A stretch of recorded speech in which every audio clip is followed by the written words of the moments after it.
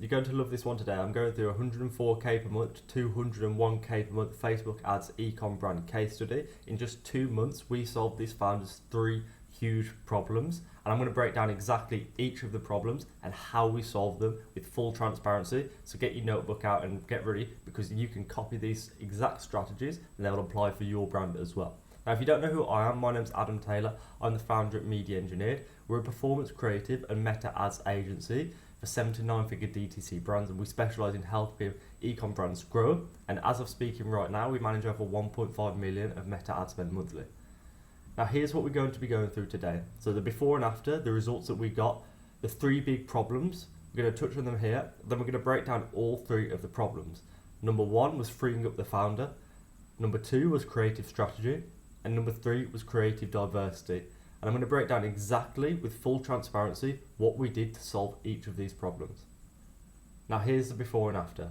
You can see in June 2024, the total revenue was 104k, and the total spent on Meta was 26,000 with 2.1 ROAS.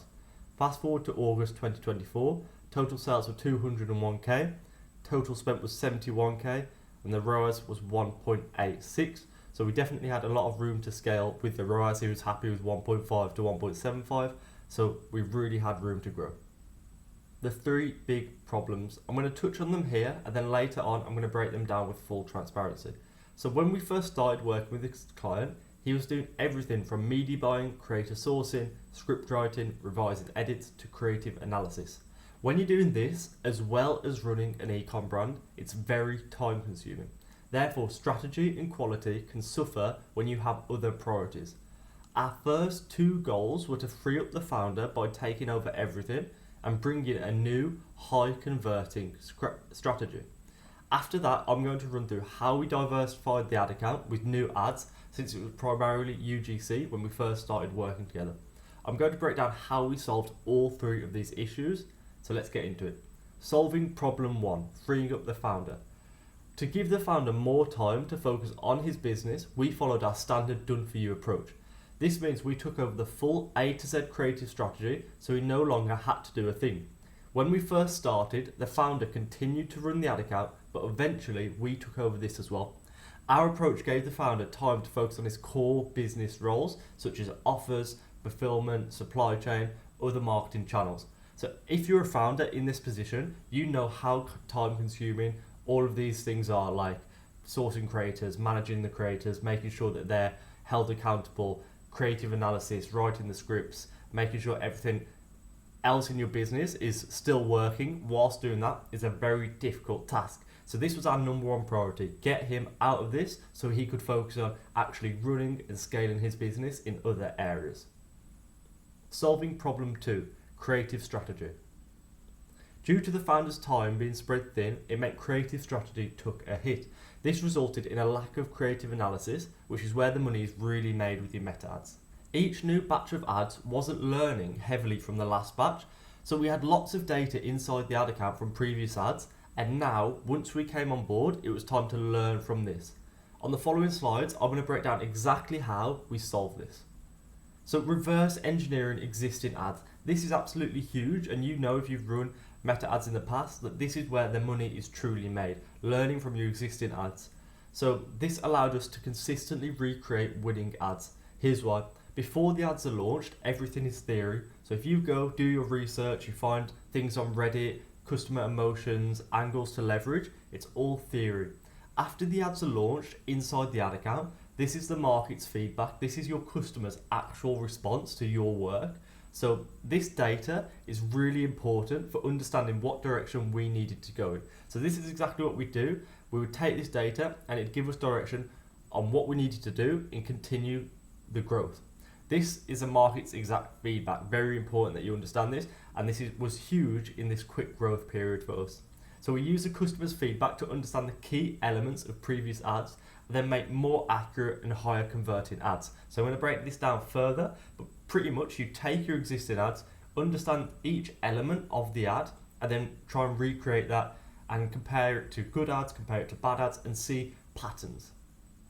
What most brands do when it comes to this is they lack creative analysis massively. It's usually the biggest bottleneck I find when auditing new clients' creative strategy. Brands are just not doing it or either half doing it. So they're unsure exactly who their ICP is, they don't know winning angles, they haven't successfully recreated their ads. So often these brands are just making ads based on what they think works, which is a huge bottleneck for them. If you learn from your ads manager, you see what ads have performed well, you reverse engineer those to create new ads, this is where you're really going to make a lot of money. So determining success, clearly outlining our target CPA allowed us to group our ads by winners and losers. For this brand, we created 3 main categories. We have losers, which was below break-even CPA, potential, which are ads above break-even CPA, and winners, which is above target CPA. From here, we could visualize our ads to see which category they fall under. Once they were categorized, we could begin to see what worked, what didn't, and identify patterns between each of the ads that were performing and the ones that weren't performing, the ones that had potential, and you can really build from this now. So we found it important to learn from both the winners and the losers to truly understand the market and what ads resonated with the customers. Now here's the column breakdown that we have for creatives. So this is just for ad creatives as well, by the way. If we were doing this when we were managing the ad account, we would consider ROAS, add to cart percentage, and other metrics to see the full funnel result. But when it comes to ad creatives, we like to focus on cost per result, CPA, and just try to focus on getting that down as low as possible and optimizing for that, and the ROAS will look after itself. Now, I'm not going to read all of these out, but feel free to take a look, pause this at the minute, and I'm going to break down these in the next slide as well. So we break it down into 2 categories. On the left hand side we have is it working, and on the right hand side we have why is it working.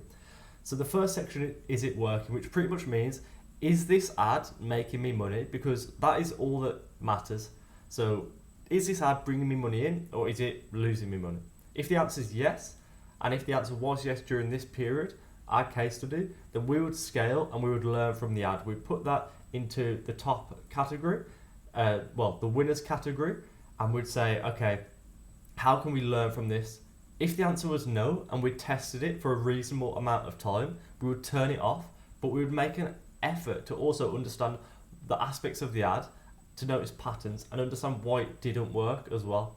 So you do need to be really cutthroat about this and take your bias out of it. That's why it's good to have those 3 categories, because you can visualize it very clearly. What's a loser, what has potential, and what's a winner? Because from there, you can begin to notice patterns, learn from your ads, learn from the winning angles, and break it down from there.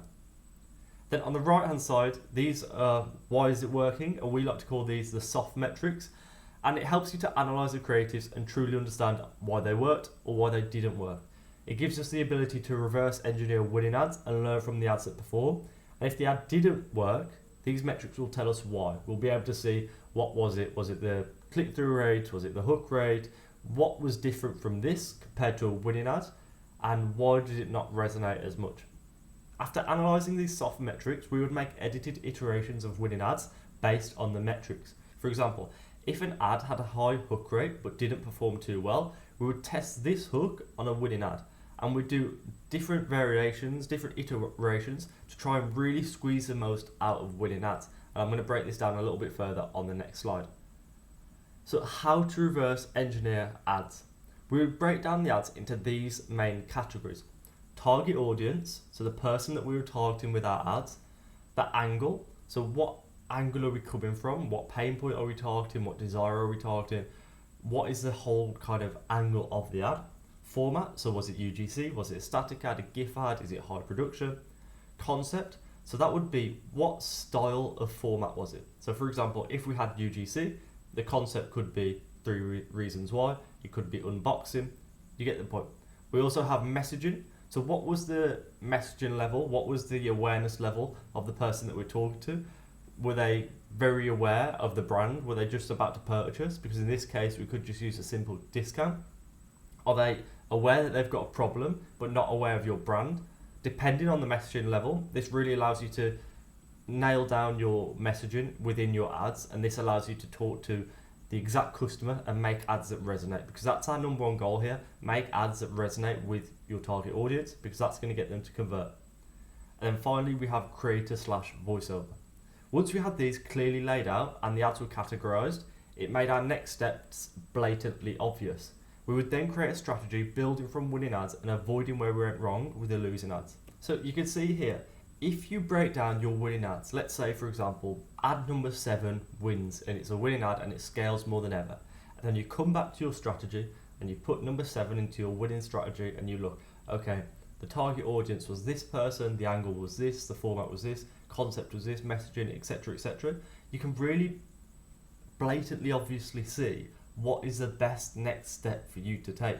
So if that was the winning angle, you would recreate this and you'd maybe say, okay, this did really well with this messaging level, let's recreate this and change the pain point and build from this angle, or let's create it with a different UGC creator, different voiceover, build from that angle, make more ads around that angle, test it with a different target audience. So as well as the edited iterations that we were talking about on this page right here, so you have your ad, you change the hook, you just make edited iterations. Definitely a huge lever that you can pull when you find winning ads. But to really make the most out of your winning ads, you definitely want to make edited iterations. Then you can also build from the angles and build from those ads. Look at these categories and say, okay, how can we build from this further? And there's not a one size fits all. I couldn't tell you what next steps to take, but what I can tell you is to look at these main categories, find the common patterns amongst your winning ads, and then build from that. Make more ads that are just like that. And that's the best way that you can do it. If things are going well inside your ad account, if you're finding winning ads, that's the time to take smaller swings. So you don't need to test as much. You need to continue building from these angles, these target audiences, formats, concept, messaging, creators, and voiceovers. Take smaller swings with these. If things aren't going so well in your ad account, this is the time to make bigger swings, big tests. Now, I'm not saying don't do tests when things are doing well. Definitely continue to test, but just less tests, more winning stuff. If things aren't going well, more tests. And then, of course, you don't have the winning stuff to kind of make more of. Now, I hope that's clear for you, because that is really where the money's made when it comes to your meta ads. When to reverse engineer ads. We produce data analytic reports weekly to break down what's working inside the ad account right now and what steps we can take to create more winning ads. Eventually, we started to bump these reports up twice a week when we were spending significantly more as the feedback loop gets quicker. This resulted in new edited iterations and new strategy ideas weekly.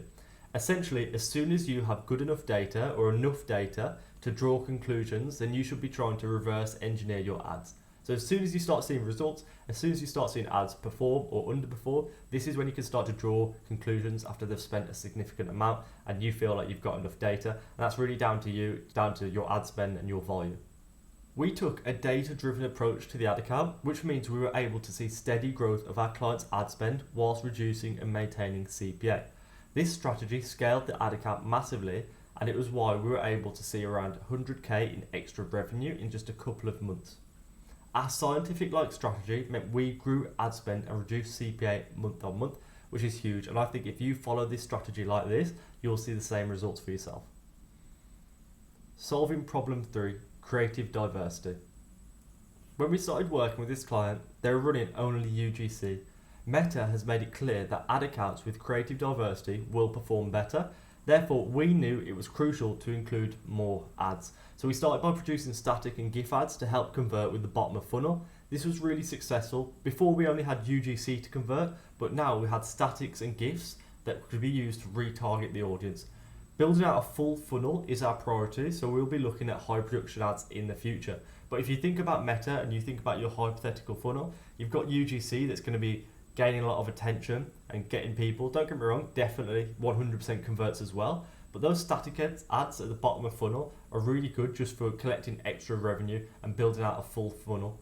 Eventually, we want to have high production in there, UGC ads, GIFs, and kind of every type of format, talk to the main target audience, targeting the main angles. And that's our kind of goal. So once we find winning angles, create a full funnel of ads and really try and build from the winning angles. Thanks for watching. There's some more free stuff below if you're interested. I've made a 72-page creative research SOP, and we use this internally at my agency to get results, to scale ad spend and to reduce CPA, and we use this exact SOP during this case study. So this will give you the ability to reverse engineer your existing ads, to come up with new angles to test, to find out what creatives are missing in your ad account and to really give you the ability to come up with that high level strategy. I'm going to put a link to this in the description below. There's examples in here of how we reversed engineer ads to increase our ROAS, to scale ad spend and reduce CPA. There's literally examples step by step of how you can do the same, so definitely recommend clicking on that and putting your email in, and you'll get the SOP sent to you. And finally, if you want these results for your brand and you're doing at least 50k per month, book a free consultation call. There's a link below in the description. I think you'll find it really useful. I'll put together a full strategy of how I would scale your brand, a full roadmap of exactly what creative assets we would need, and maybe look at your ad account and see what creatives we can make for you to help you grow and to help you scale. I'll speak to you soon.